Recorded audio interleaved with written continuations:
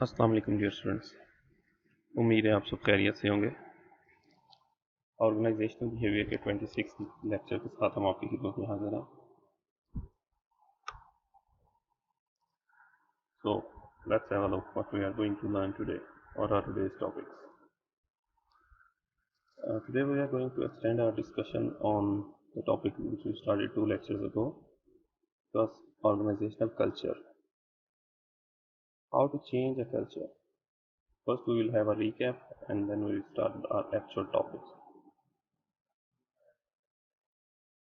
तो एक ऑर्गेनाइजेशन का कल्चर जो सेट हो चुका है उसको कैसे चेंज किया जा सकता है।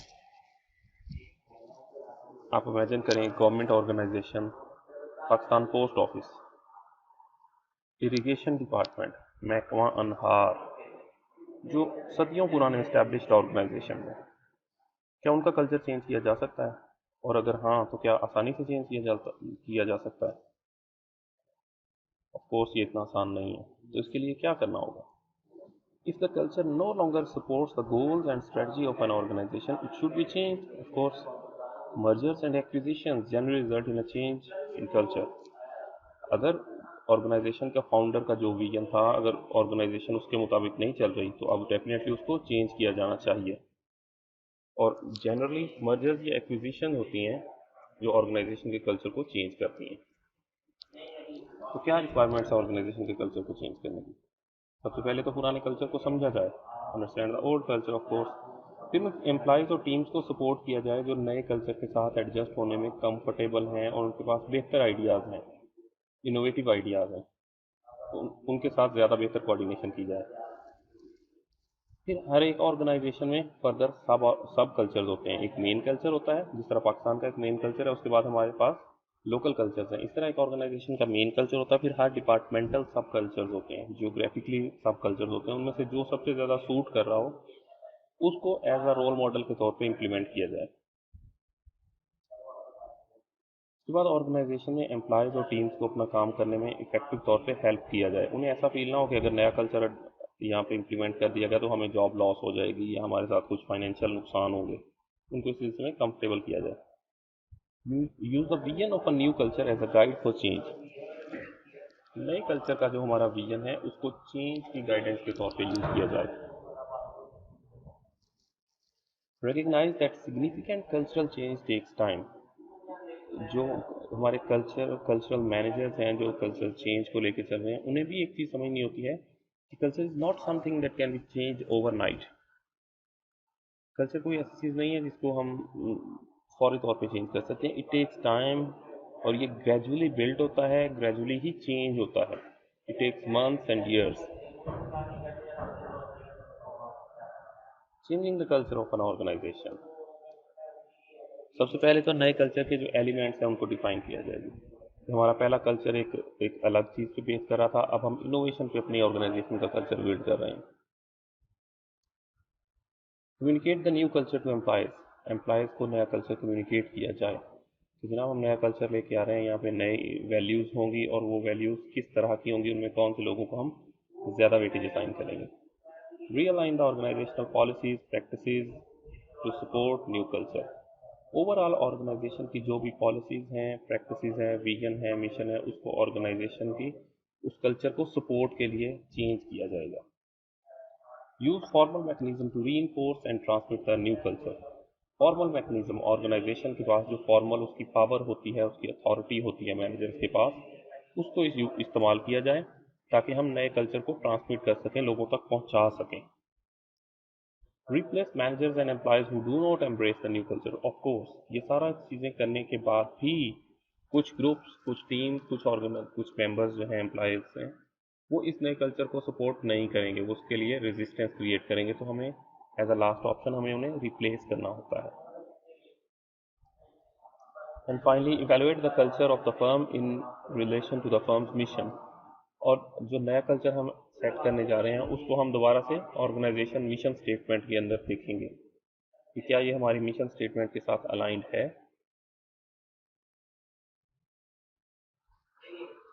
Cultural diversity. जब बहुत ज़्यादा कल्चरल बैकग्राउंड्स के लोग हमारे पास और एक ऑर्गेनाइजेशन में हों तो हम उनको कल्चरल डाइवर्सिटी को कैसे मैनेज कर सकते हैं।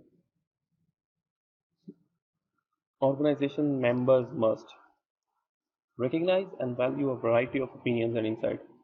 ओपन माइंड के साथ हमें वैरायटी ऑफ ओपिनियंस को वेलकम करना चाहिए. लोगों के पास डिफरेंट किस्म के आइडियाज़ होते हैं, उनको हमें वेलकम करना चाहिए. Recognize the learning opportunities and challenges presented by the expression of different perspectives. नए कल्चर्स या नए जो पर्सपेक्टिव्स या नए हमारे पास ओपिनियंस आ रही हैं, उनके अंदर हमें लर्निंग अपॉर्चुनिटीज देखनी होती हैं. इनमें हमारे लिए लर्न करने के लिए बहुत कुछ है.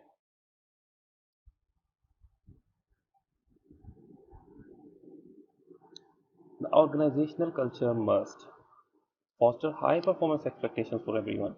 कल्चर ऐसा होना चाहिए कि जिसके अंदर हर शख्स पे हाई परफॉर्मेंस एक्सपेक्टेशंस हो. हर शख्स ये उसको फील हो कि मेरी ऑर्गेनाइजेशन मुझसे एक्सपेक्ट कर रही है कि मुझे बहुत बेहतर परफॉर्म करना है. It must stimulate personal development, encourage openness, make workers feel valued. तो ये ओवरऑल वो ऑर्गेनाइजेशन कल्चर के सैलाइन फीचर्स हैं जिनके ज़रिए हम अपनी ऑर्गेनाइजेशन मेंबर्स को कंफर्टेबल फील कराते हैं और ऑर्गेनाइजेशन की प्रोडक्टिविटी को भी बेहतर करते हैं. The organization must have a well articulated and widely understood mission. Well articulated कि ऑर्गेनाइजेशन की जो विजन है, ऑर्गेनाइजेशन का मिशन है, उसके जो स्ट्रेटजिक ऑब्जेक्टिव्स हैं वो सारे उसमें नज़र आने चाहिए और उसको फिर वाइडली तौर पे हमें कम्युनिकेट करना होता है. हर शख्स को उसका क्लियर अंडरस्टैंडिंग होनी चाहिए उस मिशन की. Actions organization can take to develop an ethical culture. एक एथिकल कल्चर का बनाने के लिए ऑर्गेनाइजेशन कौन से स्टेप्स ले सकते हैं? Be realistic in setting values and goals regarding employee relationships. लोगों के जो आपस के रिलेशनशिप हैं उनको सेट करते हुए वैल्यूज़ को हमेशा हमेशा सामने रखा जाए और उन वैल्यूज़ के बारे में हम रियलिस्टिक रहें. ऐसा ना हो कि हम उन चीज़ों पे अपना कल्चर को बेस कर रहे हों जो रियलिस्टिक ना हो, अनरियलिस्टिक हो. Encourage input from organization members regarding appropriate values and practice for implementing the culture. जी, जब आप कोई भी नया कल्चर अडॉप्ट करने जा रहे हैं, कल्चर को रीअलाइन, कल्चर को चेंज करने जा रहे हैं, तो आपको अपनी ऑर्गेनाइजेशनल मेंबर से सपोर्ट लेनी चाहिए, उनसे इनपुट लेनी चाहिए ताकि वो उसके बाद जब वही कल्चर अडॉप्ट किया जाए तो वो उसके सिलसिले में कंफर्टेबल फील करें. Do not automatically opt for a strong culture. ऐसा नहीं है कि आप एक मीटिंग करें और उसके बाद अचानक से कह दें कि we are shifting from this culture to another. This is not a right way. आपको ग्रेजुअली और गैर महसूस तरीके से उस नए कल्चर को इम्प्लीमेंट करना होता है. Provide training on adopting and implementing the organization values. Organization की वैल्यूज को अडॉप्ट करने के लिए लोगों को ट्रेनिंग की जरूरत होती है और and it takes time. Facts of organizational cultures on employees behaviour and performance. Organizational के कल्चर का लोगों की उस पर बिहेवियर पे और उनकी परफॉर्मेंस पे क्या इफेक्ट होता है. मैं दोबारा से आपको रिमाइंड कराना चाहूँगा. स्टार्ट में हम एक एग्जांपल डिस्कस की थी. एक फ्लाइट है कराची एयरपोर्ट से शंघाई चाइना के लिए. जब आप उसमें कराची एयरपोर्ट पे देखते हैं तो धड़कन पेल हो रही है. कोई शख्स लाइन में लगने के लिए तैयार नहीं है. हर शख्स का ख्याल है कि मुझे प्रायोरिटी पे डील किया जाए. तो सारे लोग बोर्डिंग करते हैं, जहाज़ उड़ता है, शंघाई पहुंचता है. वही लोग उतरते हैं और लाइन पे लग जाते हैं. पूरे सुकून के साथ, इत्मीनान के साथ लाइन पे खड़े हैं. वहाँ पे कोई शख्स प्रायोरिटी नहीं मांग रहा. रीज़न क्या है? क्या वो लोग चेंज हो गए हैं 4 घंटे की फ्लाइट में? नहीं. बेसिकली ये ऑर्गेनाइजेशन का जो ओवरऑल एक कल्चर है उसने लोगों के बिहेवियर को चेंज कर दिया है. तो इस तरह जो हाई परफॉर्मिंग ऑर्गेनाइजेशंस होती हैं जिनके कल्चर हाई परफॉर्मेंस पे सेट किए जाते हैं, वहाँ पे लो परफॉर्मिंग एम्प्लॉयज भी जाके हाईली परफॉर्म करते हैं. So it allows employees to understand the firm's history and current approach. एक तो एम्प्लॉयज को ये समझा जाता है कि ऑर्गेनाइजेशन की हिस्ट्री क्या है, हिस्टोरिकली ये कहाँ से आए हैं और इनकी करंट अप्रोच, इस वक्त अप्रोच इनकी क्या है. And it fosters commitment to corporate philosophy and values. जो कॉर्पोरेट लेवल की जो हमारी फिलॉसफी है, जो हमारी विजन स्टेटमेंट है, जो हमारी मिशन स्टेटमेंट है, उसमें एक कमिटमेंट बिल्ड होती है उसके लिए. And it serves as a control mechanism for employees behaviour. लोगों के बिहेवियर को एडजस्ट करने के लिए एक कंट्रोलर का काम करता है, कंट्रोल मैकेनिज्म का, एक रेगुलेटर का काम भी करता है. सर्टन कल्चरल टाइप्स में produce greater effectiveness and productivity. कुछ खास तरह के कल्चर जो हैं like high performance work culture है, इसके अलावा इनोवेटिव कल्चर है. तो ये लोगों पे लोगों को ज़्यादा इफेक्टिव बनाते हैं, उनकी प्रोडक्टिविटी को ज़्यादा करते हैं। इसके अलावा कल्चरल इफेक्ट्स ऑन बिहेवियर, लोगों के बिहेवियर पे कल्चर के क्या इफेक्ट्स होते हैं। कम्युनिकेशन, अगर कल्चर ओपन है तो लोग कम्युनिकेशन भी ओपनली करेंगे, कंफर्टेबली करेंगे। जहाँ पे वो किसी चीज़ पे डिसएग्री कर रहे हैं वहाँ पे भी वो इजीली उसको एक्सप्रेस कर सकेंगे। कोऑपरेशन, अगर कल्चरली ऑर्गेनाइजेशन अपने एम्प्लॉयज़ के साथ कोऑपरेट कर रही है तो डेफिनेटली एम्प्लॉयज़ भी एक दूसरे के साथ कोऑपरेट करेंगे, एक डिपार्टमेंट दूसरे डिपार्टमेंट के साथ कोऑपरेट करेगा। कमिटमेंट, लोगों की कमिटमेंट बेहतर होगी अगर वो कल्चरली ऑर्गेनाइजेशन के साथ अलाइंड हैं, कंफर्टेबल हैं, एडजस्टेड हैं, तो उनकी ऑर्गेनाइजेशन के साथ कमिटमेंट बेहतर होगी।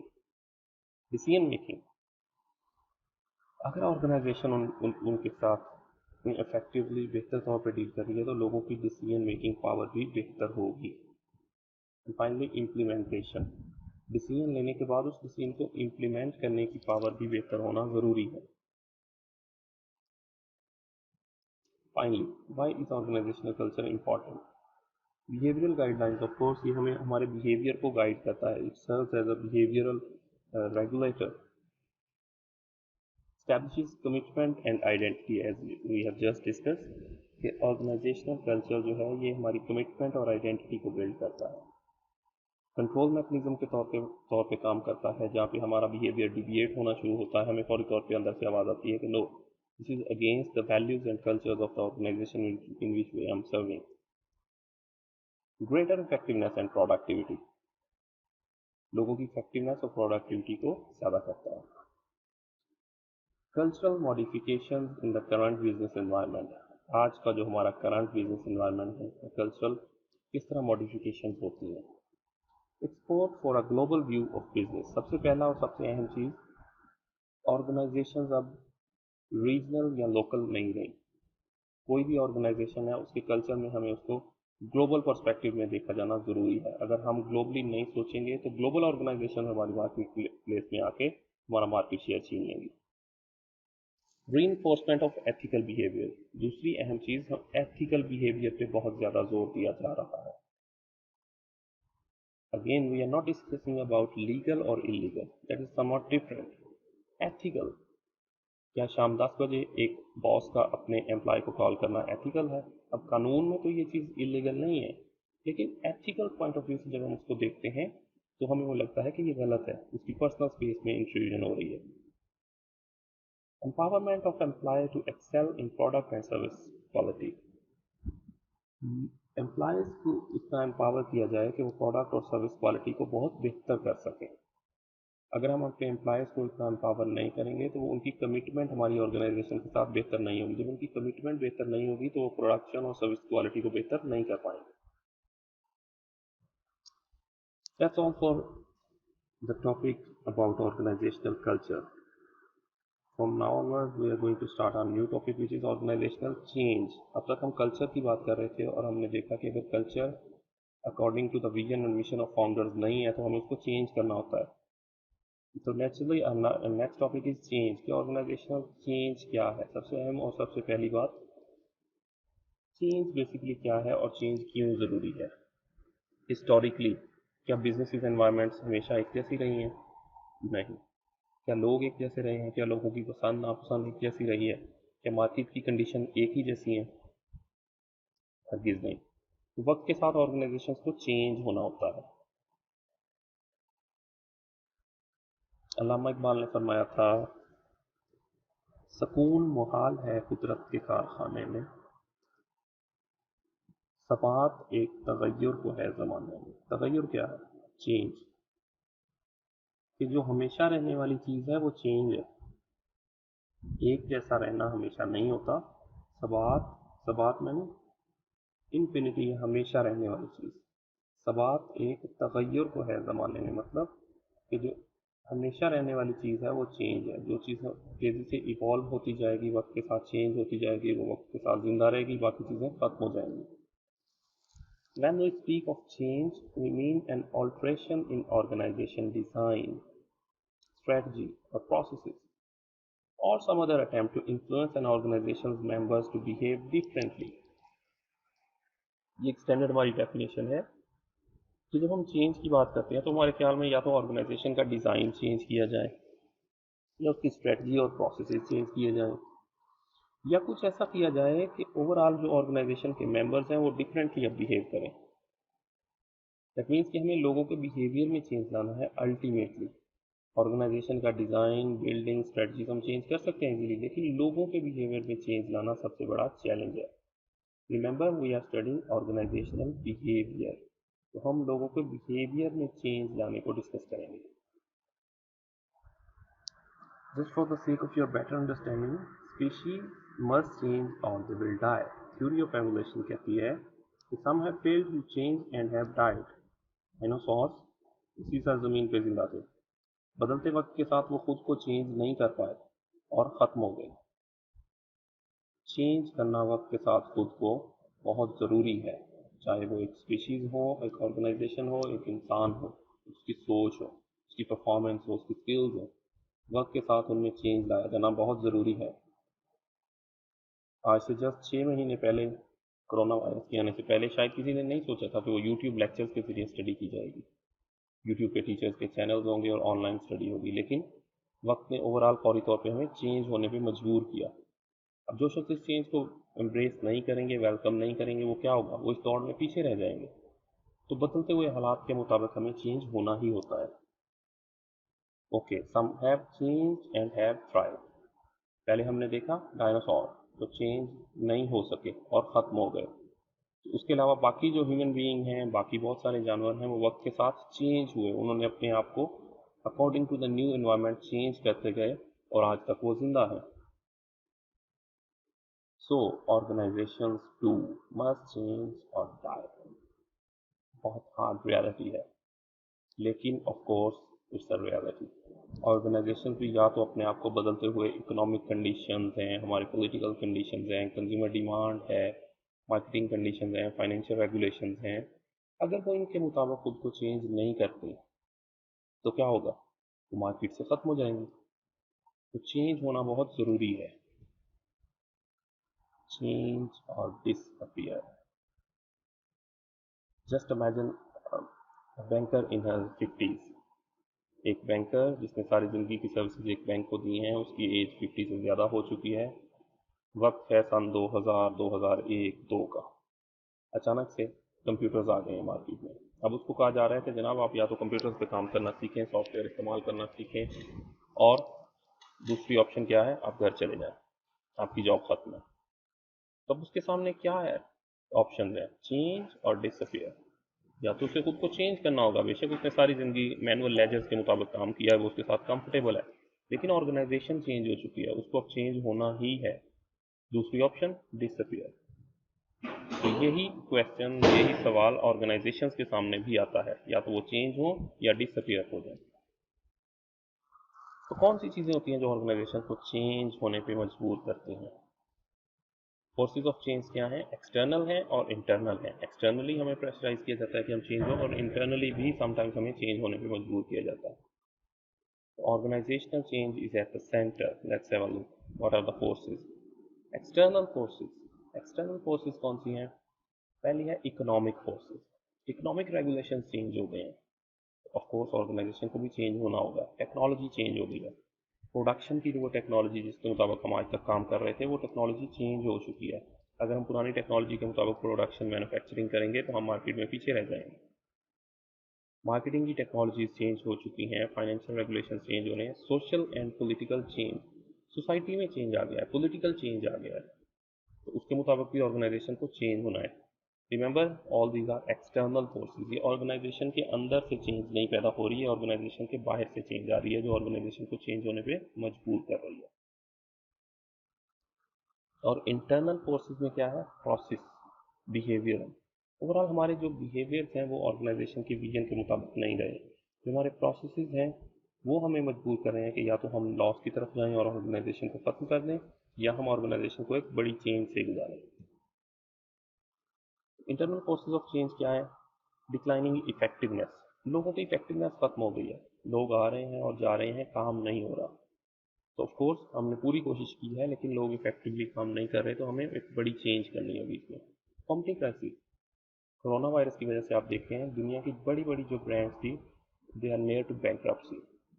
एक ग्लोबल क्राइसिस है, उसकी वजह से भी चेंज होना होता है। Changing work climate, overall organization का इंटरनल वर्क क्लाइमेट जो है उसको भी हमने चेंज होने पे मजबूर कर रहा होता है समटाइम्स। चेंजिंग एम्प्लॉय एक्सपेक्टेशन, लोगों की जो एक्सपेक्टेशंस हैं ऑर्गेनाइजेशन के मतलब वो भी डिफरेंट होती हैं, उसके मुताबिक भी हमें समटाइम्स ऑर्गेनाइजेशन को इंटरनली चेंज करना होता है। External forces of change, globalization सबसे अहम बात है। दुनिया एक ग्लोबल विलेज बन चुकी है, इनफैक्ट एक ग्लोबल स्ट्रीट बन चुकी है। आपने छोटी सी भी चीज़ ऑर्डर करनी है तो आप डायरेक्टली चाइना से ऑर्डर कर सकते हैं, आप दूसरे मुल्कों से मंगवा सकते हैं, वो चीज़ आपके डोर स्टेप पे डिलीवर होगी। तो इस फिनोमिना ने लोकल बिजनेसेस को एक ग्लोबलाइजेशन का बहुत बड़ा थ्रेट दिया है, जिसकी वजह से अब लोकल बिजनेसेस को चेंज होना है। वर्कफोर्स डाइवर्सिटी, पहले ऑर्गेनाइजेशन में एक ही रंगो नस्ल के लोग काम करते थे, वक्त के साथ अब ये फिनोमिना चेंज हो चुका है। जो मल्टीनेशनल कॉर्पोरेशन हैं वहाँ पे दुनिया के हर कोने से आए हुए लोग काम कर रहे हैं। उनके कलर डिफरेंट हैं, उनकी जेंडर प्रेफरेंसेस डिफरेंट हैं, उनकी रेसेस डिफरेंट हैं, इसके अलावा उनका रिलीजन डिफरेंट है। तो ये सारी की सारी वर्कफोर्स डाइवर्सिटी की वजह से भी हमें चेंज होने पे मजबूर किया जाता है। एथिकल बिहेवियर, ऑफ कोर्स दोबारा हम बात करेंगे, एथिकल बिहेवियर पे बहुत ज़्यादा फोकस किया जा रहा है। Employers are highly expected now to behave ethically. And finally changing technology, technology बहुत तेज़ी से चेंज हो रही है, जिसके मुताबिक ऑर्गेनाइजेशन को एक्सटर्नली चेंज होना पड़ा है। तो ऑर्गेनाइजेशनल चेंज बेसिकली है क्या, किस तरह की हो सकती है? तो ये plan change, change resulting from a deliberate decision to alter the organization. Threat हमारे सामने था, उस थ्रेट को देखते हुए हमने प्लान तरीके से ऑर्गेनाइजेशन को डेलिब्रेटली चेंज कर लिया। दूसरा unplanned change, change that is imposed on the organisation and is often unforeseen. अचानक से कोई ऐसा sudden unwelcome event. Universities were not well prepared for corona virus and online education, लेकिन we must have to face unplanned change. ये change plan नहीं थी, unplanned change थी, लेकिन ऑफ कोर्स हमें इसे एक्सेप्ट करना पड़ा। Managers must be prepared to handle both, right. एक तो प्लान चेंज है जो हर 10 साल बाद टेक्नोलॉजी चेंज हो रही है, रूल्स एंड रेगुलेशन चेंज हो रहे हैं, उसके मुताबिक भी हमें अपने आप को तैयार रखना होता है। लेकिन उसके साथ जो अनवेलकम इवेंट है, सडन जो अनप्लान्ड हमारा चेंज का एक प्रोसेस है, उसके लिए भी हमें तैयार रहना होता है as a managers. Okay, that's all for today's lecture. आज के लेक्चर में हमने ऑर्गेनाइजेशनल कल्चर के टॉपिक को कंक्लूड किया है और उसके साथ हमने ऑर्गेनाइजेशनल चेंज के टॉपिक को स्टार्ट किया है। इंशाल्लाह नेक्स्ट लेक्चर में हम ऑर्गेनाइजेशनल चेंज के टॉपिक को वाइंड अप करेंगे।